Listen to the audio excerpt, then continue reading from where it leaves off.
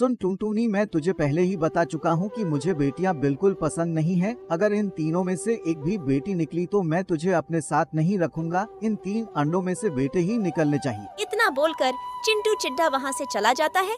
तभी उन तीनों अंडों में से 2 अंडे फूट जाते हैं और उनसे 2 बेटियां निकलती है। ये क्या हो गया?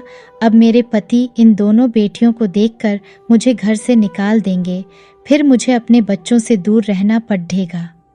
नहीं नहीं, मैं अपने बच्चों से दूर नहीं रह सकती। मैं ऐसा करती हूँ, इनके आने से पहले ही इन दोनों बेटियों वो कहीं छिपाती देती हूँ। इतना बोलकर टुनटुनी दोनों बेटियों को दूसरी जगह पर ले जाकर छिपा देती है। बेटियों, मैं तुम्हारे पास लौट कर आऊंगी, तुम कहीं मत जाना, नहीं तो शिकारी पक्षी तुम्हें खा सकते हैं। इतना बोलकर टुनटुनी अपने घोंसले में वापस जाकर बैठ जाती है। तभी चिंटू चिढ़ा वहाँ आता है। अरे बाकी 2 अंडे कहाँ गए? यहाँ तो सिर्फ एक ही अंडा है। अजी थोड़ी देर पहले ही एक शिकारी पक्षी आया था, उसने मुझसे दोनों अंडे छीन कर ले गया। मैं सिर्फ एक ही अंडा बचा पाई। ये भी ठीक ही हुआ, क्या पता उन दोनों अंडों में से बेटियां निकलती। इतना बोलकर चिंटू चिढ़ा वहाँ से चला जाता है। तभी अंडा टूटने की आवाज होने से चिंटू वापस आता है। बताओ टुनटुनी, अंडे से बेटा निकला है या बेटी? अरे तुम रो रही हो, इसका मतलब मैं यही समझू ना कि अंडे से बेटी निकली है। नहीं जी नहीं, ये तो खुशी के आंसू हैं, अंधे से तो बेटा निकला।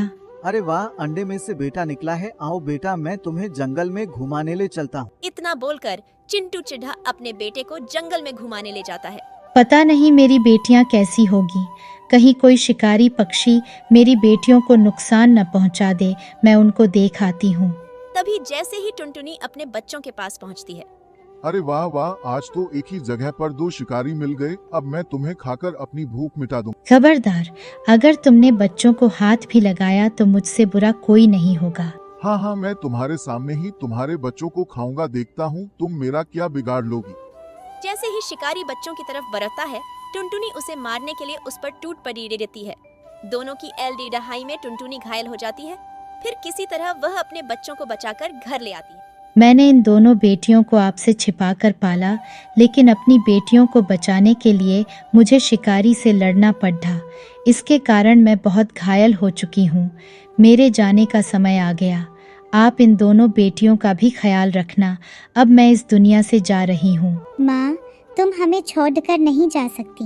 हम आपके बिना कैसे रहेंगे पिताजी? कुछ करो ना पिताजी।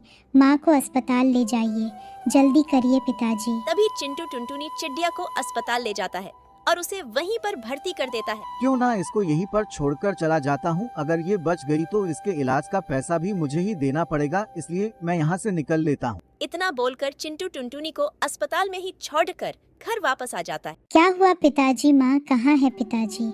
आप माँ को साथ क्यों नहीं लाए? तुम्हारी माँ तो मर चुकी है, इसलिए मैं तुम्हारी माँ को साथ नहीं लाया। क्या हमारी माँ इस दुनिया में नहीं रही पिताजी? हम अपनी माँ को देखना चाहते हैं, हमें उनके पास ले चलो। नहीं नहीं, अब मैं तुम्हें तुम्हारी माँ के पास नहीं ले जा सकता, क्योंकि मैं तुम्हारी माँ का अंतिम संस्कार करा कर आया हूँ। इतना सुनकर बेटियां बहुत रोई। तभी चिंटू चिड्ढा कुछ सोचने लगता है। ये मुझ पर आफत बन गई है। मैं अकेले अपनी जिंदगी नहीं काट सकता। मैं ऐसा करता हूँ कि दूसरी शादी कर लेता हूँ। इतना बोलकर चिंटू चिड्ढा एक उल्लू महाराज के पास जाता है। महाराज, मेरी पत्नी का देहांत हो गया है, इसलिए मेरे बच्चों की देखभाल के लिए मुझे दूसरी शादी करनी पड़ेगी। आप कोई सुंदर सी चिड़िया देखकर मेरी शादी करा दीजिए। ठीक है बेटा, मेरी नज़र में एक सुंदर लड़की है, चलो मैं तुम्हें वो दिखा देती हूँ। अगर तुम्हें वो पसंद आए तो तुम उससे शादी कर लेना। इतना बोलकर उल्लू चिंटू को लड़की की दिखाने ले जाता है। मुझे ये लड़की पसंद है, आप मेरी शादी इससे करा दो। लेकिन मैं तुमसे शादी नहीं कर सकती। तुम्हारी तो 2 बेटियां हैं। अगर मैं तुमसे शादी कर लूँगी, मैं कभी अपने शौक भी पूरे नहीं कर पाऊंगी। मैं तुमसे शादी नहीं कर सकती। तुम इस बात की फिक्र मत करो, तुम अभी मेरे साथ चलो, मैं अपनी बेटियों का समाधान तुम्हारे सामने ही कर दूंगा। इतना बोलकर वो टिंकी चिड़िया को अपने साथ घर ले आता है। बेटा तुम मेरे साथ चलो, मैं तुम्हारी नई माँ ले आया हूँ। हम इस जंगल को छोड़कर दूसरे जंगल में रहेंगे। अगर हम यहाँ रहे तो ये हमारी जिंदगी में मुसीबत आती रहेंगी। इतना बोलकर चिंटू चिड़ा दूसरे जंगल में चला जाता है और वह टिंकी चिड़िया से शादी कर लेता है।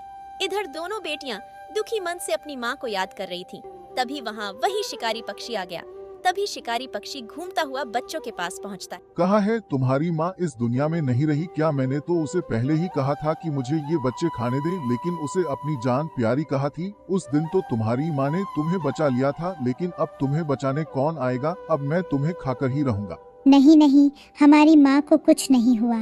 हमारी माता हमारे लिए खाना लेने गई है, वो देखो उधर आ रही है हमारी माँ। चलो पिंकी शिकारी, हमें अभी नहीं देख रहा, जल्दी से भागो। इस तरह शिकारी पक्षी का ध्यान भटकाकर दोनों वहां से भाग जाते हैं। हम उस शिकारी पक्षी से तो बच गए, लेकिन हमारे पास रहने के लिए अब घर नहीं रहा।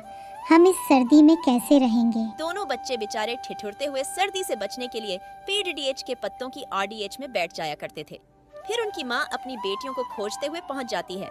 फिर सभी खुशी खुशी एक नए घर में रहने लगते हैं।